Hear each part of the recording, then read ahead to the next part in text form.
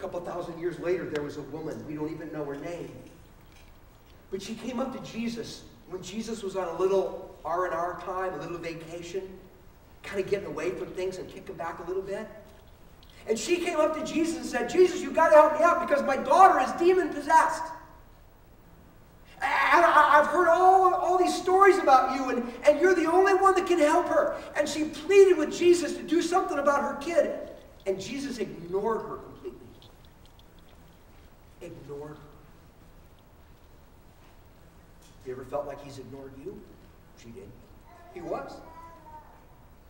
But she just kept it up. Jesus, listen, you've got to do something. You're the only one. And Jesus finally looked at her, and it almost appears as though, with a little bit of condescension, he says to the woman, look, you don't understand. I'm not here to serve you and your people. I'm here to serve the Jews. That's who I came to. You know what that woman did? She went, I don't care. You're the only one that can help my daughter. You've got to do something. Finally, the disciples chimed in and they said, Jesus, can you tell the woman just to shut up? Can you tell her to be quiet and go away? We're trying to take a vacation here. But the woman just would not relent. And so finally Jesus looked at her and said, look, it is not right for the master to give what's intended to his children to the dogs. You know, can you think that woman stopped for a minute and said, whoa, did you just call me a dog, Jesus? But instead she said this, well, that's true, but even the dogs can eat the crumbs that come from the children's table.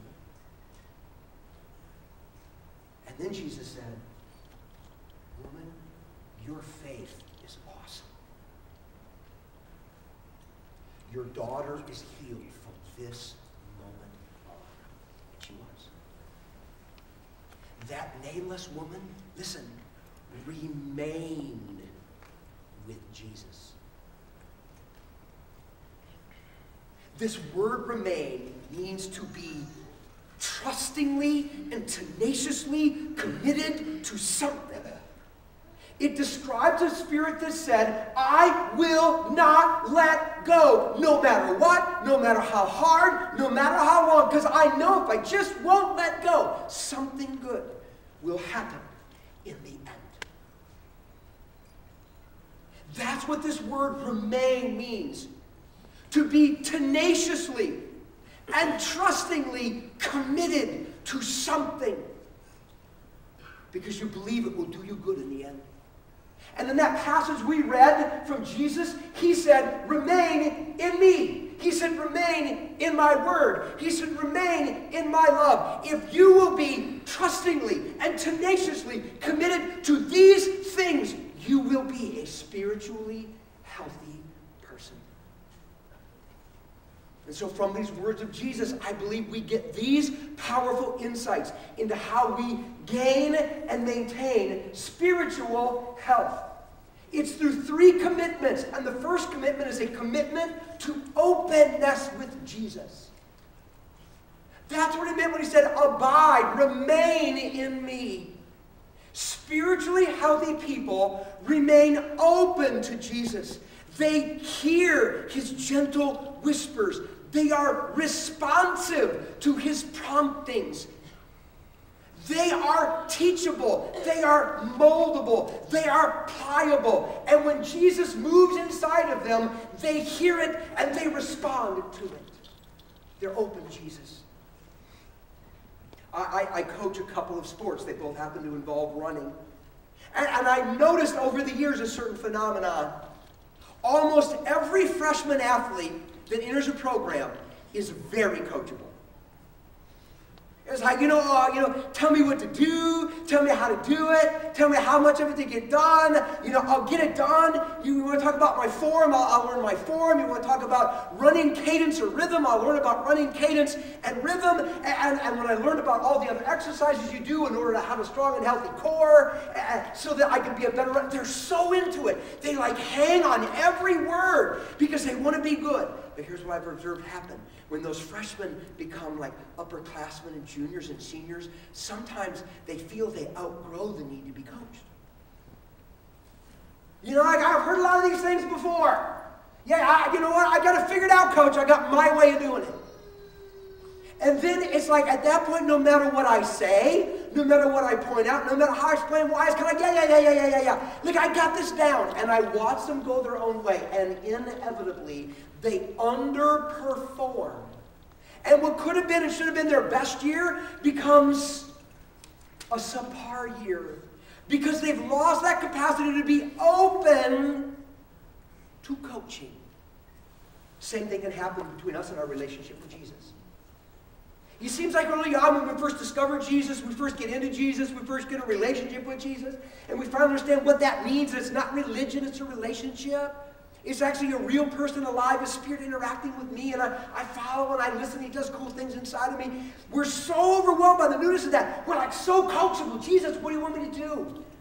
And we're so sensitive to those inner promptings and urgings and thoughts we have that we think want to come from God.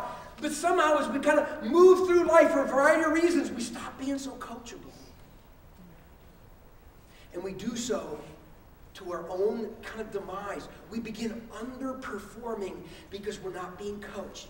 Jesus is just looking at us and saying, look, if you want to be spiritually healthy, if you want to possess to a significant degree all the characteristics necessary for you to make the plays you need to make in life to be successful, you've got to stay open to me.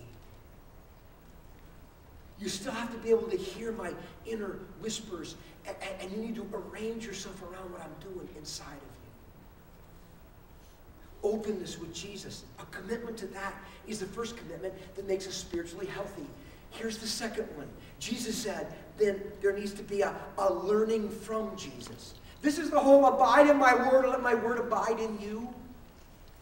Apparently, spiritually healthy people are people whose understandings of life are being shaped by the teachings of Jesus.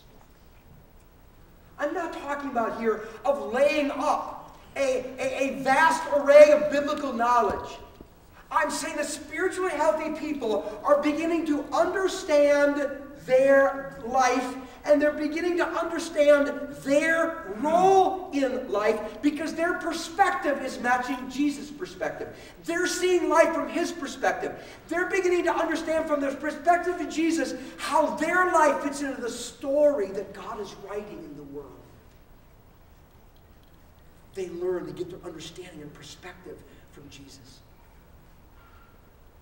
In 1967, a very beautiful, powerful, dynamic, gifted young woman, at age of 18, was out with some friends when she took a dive into some unknown water, hit bottom, snapped her neck, and became a quadriplegic.